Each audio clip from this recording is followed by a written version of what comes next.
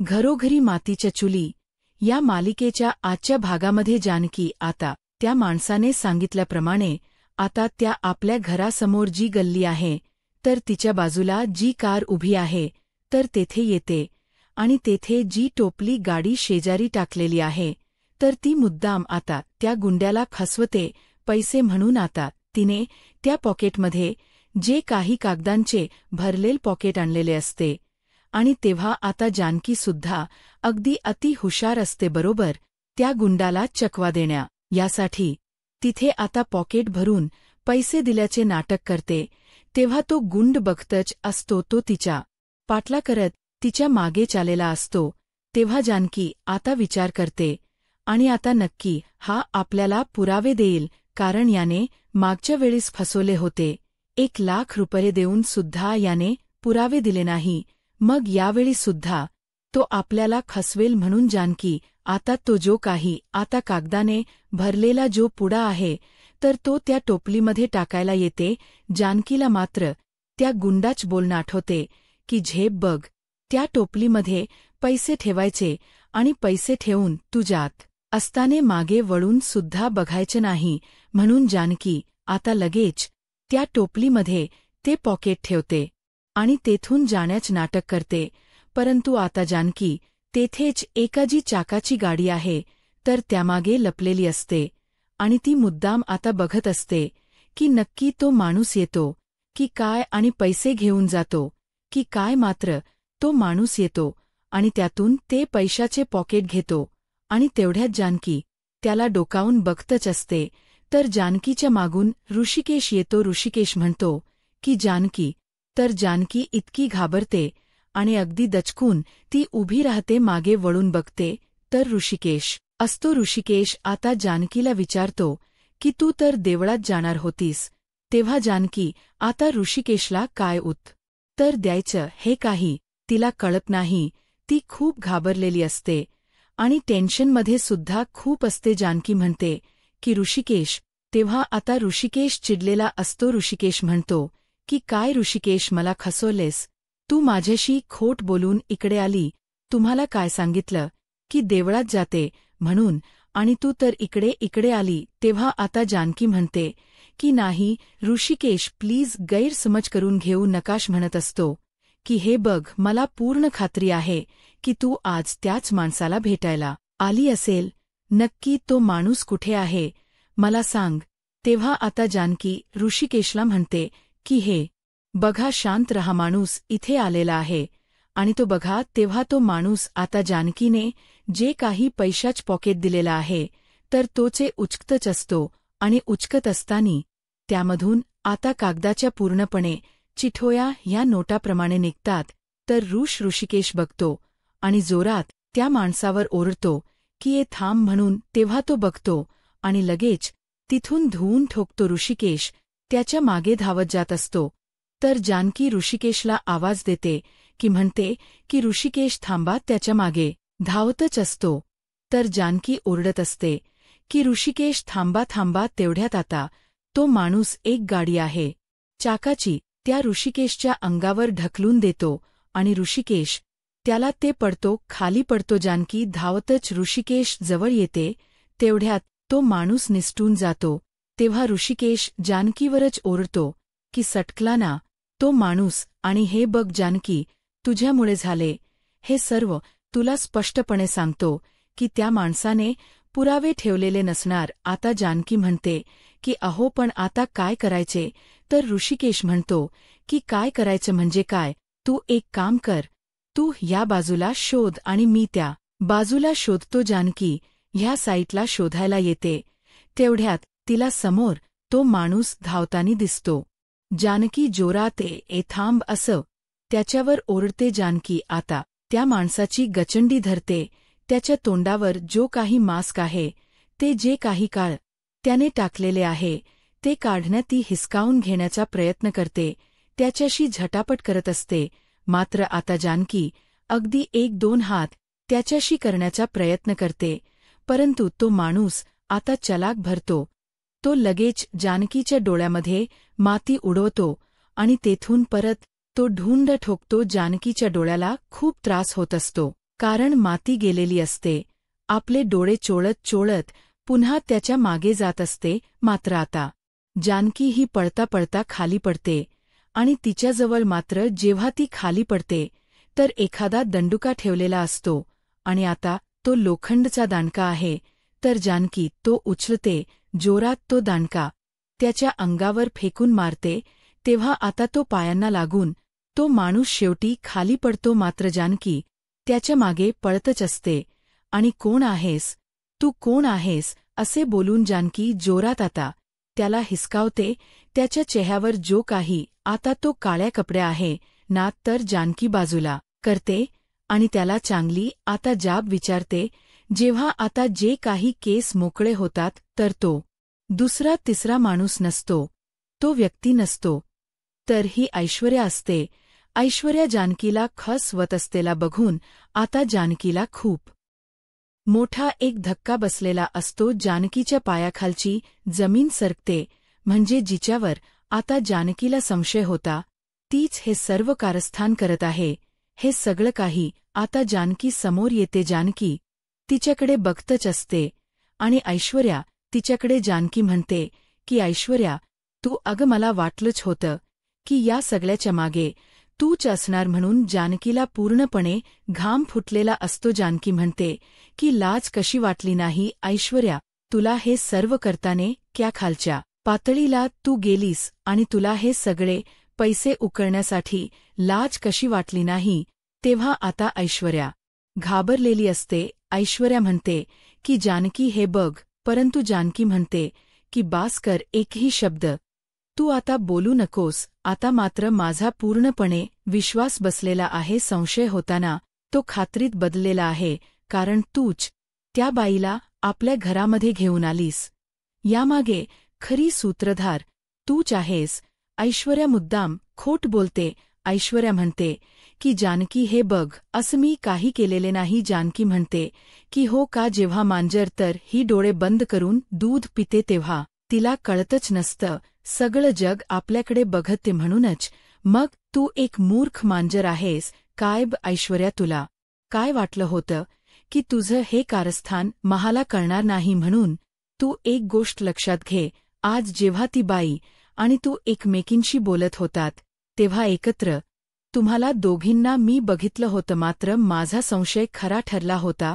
तेव्हाच माझ्या लक्षात आले होते की ती बाई आणि तू दोघीजणी एकत्र मिळालेले आहे.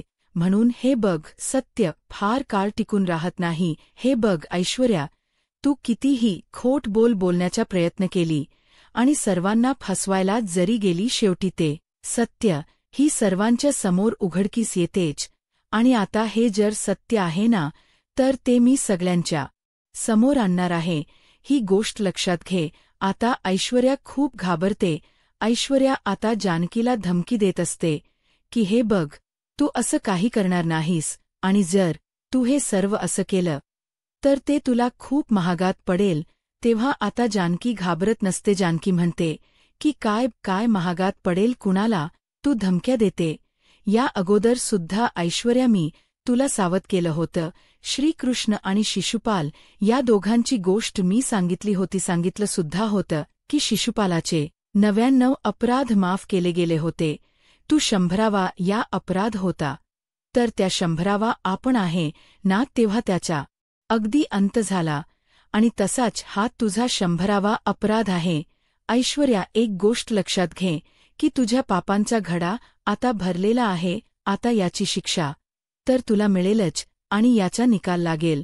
तो रणदिव्यांच्या घरामध्ये माझ्या आईंना तू मुठीत घेत होती आणि माझ्यापासून दूर करत होती, परंतु त्याच आईंना आज कळेल हे सत्य. आता कळाले तर तेव्हा त्यावेळी नाही, त्यांनी अगदी त्यांच्या हाताने तुझ्या मुस्काटात लावल्या तर मी सुद्धा नावाची जानकी नाही, मात्र त्याच आई तुला अगदी तुझ्या पापाची शिक्षा देतील. ऐश्वर्या, सगळं काही संपलेलं आहे. तुझा आता अंत हा निश्चित आहे. असे बोलून जानकी आता तेथून जे निघून जाते, तर ऐश्वर्या आता घाबरलेली असते. ऐश्वर्याला असे वाटते की नक्की आता ही जानकी घरी जाईल आणि सगळ्यांना सत्य सगळ्यांच्या समोर सांगेल आणि पुन्हा एकदा आपली सगळ्यांच्या समोर नाचकी होईल. तर आपल्याला घरातून सुद्धा आता बाहेर काढतील म्हणून ऐश्वर्याला खूप टेन्शन येते. नंतर आता ऋषिकेश त्या माणसाला शोधत शोधत आता पूर्ण ठिकाणी आता शोधत असतो, परंतु तो काही आता ऋषिकेशला सापडत नसतो आणि ऋषिकेश मागे येत असतो.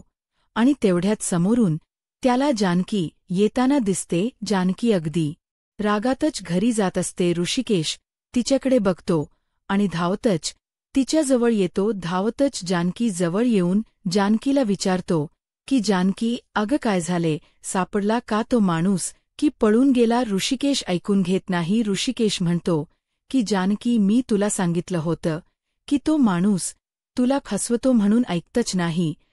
तो माणूस खोटा आहे. तेव्हा आता जानकी म्हणते की हे बघ ऋषिकेश, तो माणूस नव्हता, ऐश्वर्या होती, ऐश्वर्या होती. आता ऐश्वर्या म्हणल्यानंतर ऋषिकेशला खूप मोठा एक धक्का बसतो. ऋषिकेश म्हणतो की काय बोलते जानकी, ऐश्वर्या? तर जानकी म्हणते की हो ऋषिकेश, ती ऐश्वर्या होती. तिला रंगे हात पकडले. हे जे काही केले ना, तिने सर्व मुद्दाम केले. आणि आता जानकी जेव्हा लताबाई आणि ऐश्वर्या एकमेकी बरोबर बोलत असतात, जानकीने हे सर्व बघितलेले असते. हे सगळं काही घडलेला प्रकार जानकी आता ऋषिकेशला सांगते. आता हे सर्व सांगितल्यानंतर ऋषिकेशच्या पायाखालची जमीन सरकते, म्हणजे ऐश्वर्या अजून बदलली नाही.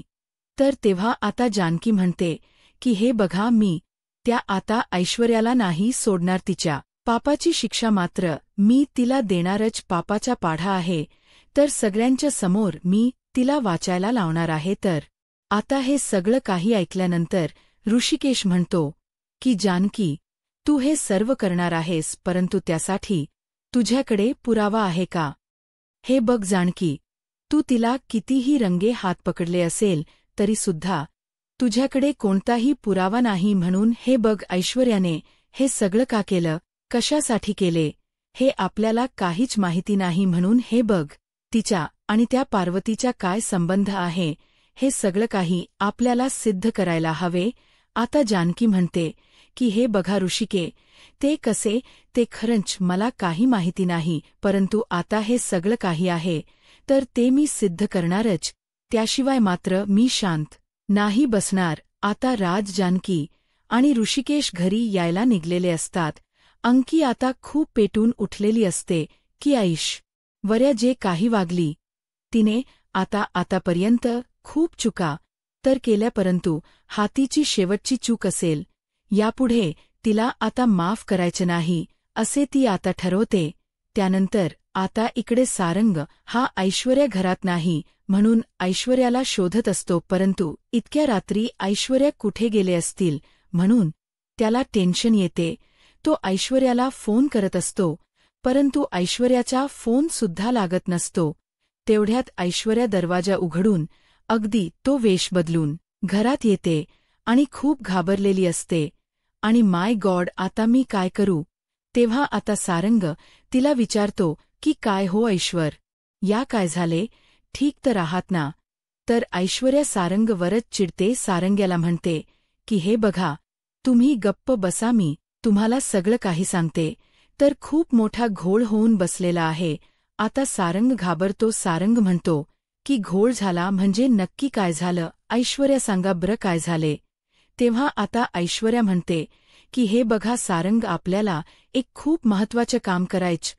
तेव्हा आता सारंग म्हणतो की अहो ते सर्व ठीक आहे, तुम्हाला एक गोष्ट सांगा, नक्की झाले तरी काय? तेव्हा आता ऐश्वर्या म्हणतो की हे बघा सारंग, आपल्या नाटकाचा महत्त्वाचा टप्पा आहे.